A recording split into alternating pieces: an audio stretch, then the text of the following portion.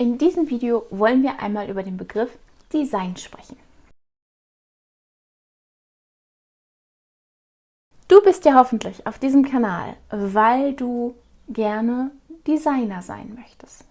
Ob das nun ein Grafikdesigner ist, ein Produktdesigner oder ein Modedesigner, das ist auf einem ganz anderen Blatt Papier. Und genau darüber wollen wir jetzt einmal sprechen. Designer ist an sich erst einmal keine geschützte Berufsbezeichnung. Das heißt, jeder, der möchte, darf sich Designer nennen. Das ist ja schon mal positiv, ne? Aber das heißt natürlich leider nicht, dass du keine Kenntnisse in diesem Bereich haben musst. Und jetzt kommt das Interessante an der Geschichte. Designer ist nicht gleich Designer. Wenn wir uns eine Hierarchie vorstellen und Designer ganz oben ansiedeln, dann kommt darunter einmal der Grafikdesigner, einmal der Produktdesigner, einmal der Architekt oder der Modedesigner. Diese 4 Disziplinen haben wir sowieso sozusagen auf der zweiten Stufe. Wenn ganz oben Designer ist, sind diese 4 dann darunter. Und dann wiederum müssen wir überlegen, welche Art von Designer wir denn sein wollen. Möchtest du ein Grafikdesigner sein?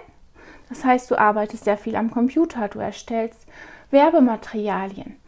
Du erstellst, und genau da wollen wir jetzt mal gucken, weil auch Grafikdesigner ist nicht gleich Grafikdesigner. Auch da können wir wieder runterbrechen.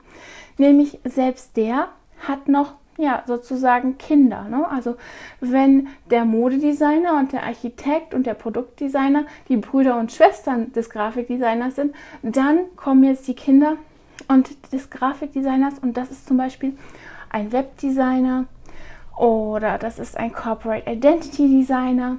Das ist es gibt halt noch verschiedene Unterdisziplinen. Ne?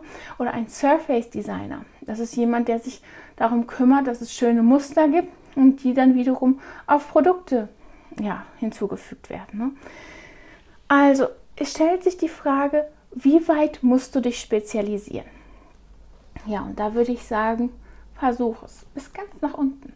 Je mehr du dich spezialisierst, desto besser ist das. Ne?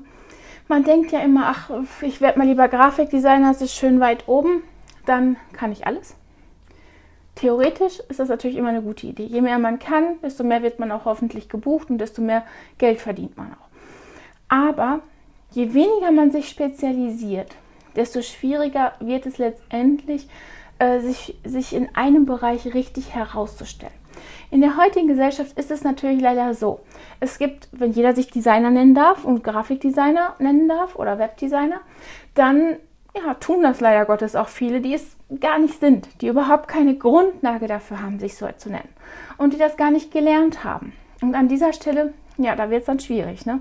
Weil wenn jeder ein Webdesigner ist oder jeder ein Grafikdesigner ist, was soll man denn dann, wie soll man die Guten von den Schlechten unterscheiden?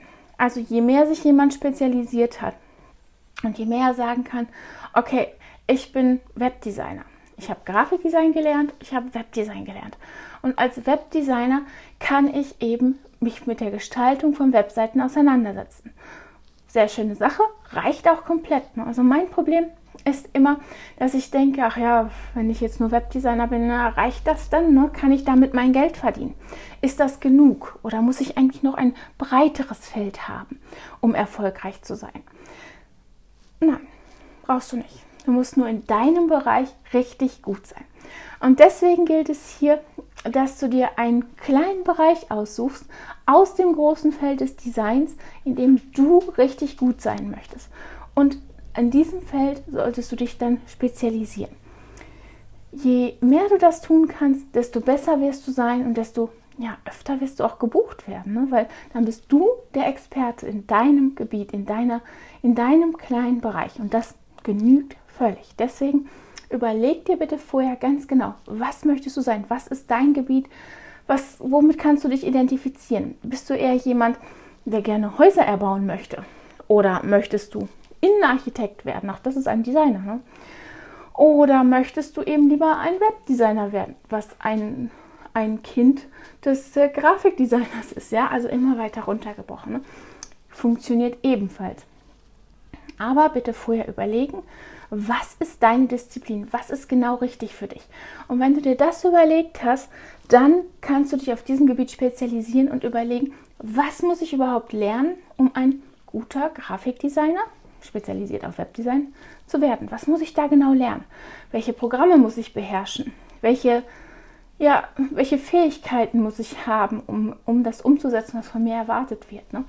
Und ob du dann später selbstständig arbeitest oder in einer Firma, steht auf einem anderen Blatt Papier, das ist auch erstmal völlig uninteressant. Wichtig ist nur, dass du erst einmal herausfindest, was du sein möchtest. Ja? Welche Richtung möchtest du einschlagen? Was genau möchtest du anschließen, wenn du jetzt gelernt hast, was ein Grafikdesigner macht? Was genau möchtest du machen? Welche Kinderkategorie möchtest du sozusagen einnehmen? Ja? Möchtest du dann wieder lieber ein Webdesigner sein? Oder möchtest du Firmen helfen, ihre Corporate Identity zu finden?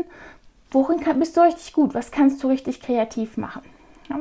Und sobald du das herausgefunden hast, kannst du dich spezialisieren und kannst du weiter gucken, was du genau machen kannst. Auf diesem Kanal kümmern wir uns darum, dass du ein Grafikdesigner wirst. Das heißt, wir erstellen digitale Produkte. Ja? Also du kannst nämlich auch ein digitaler Designer werden. Ne?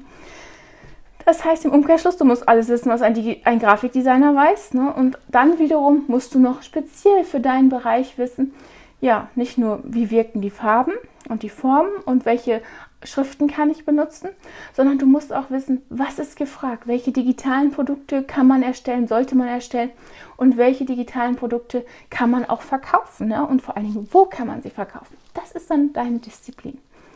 Ich hoffe, das Video hat dir einen kleinen Überblick verschafft, was das überhaupt ist. Für mich war das gar nicht so ganz klar.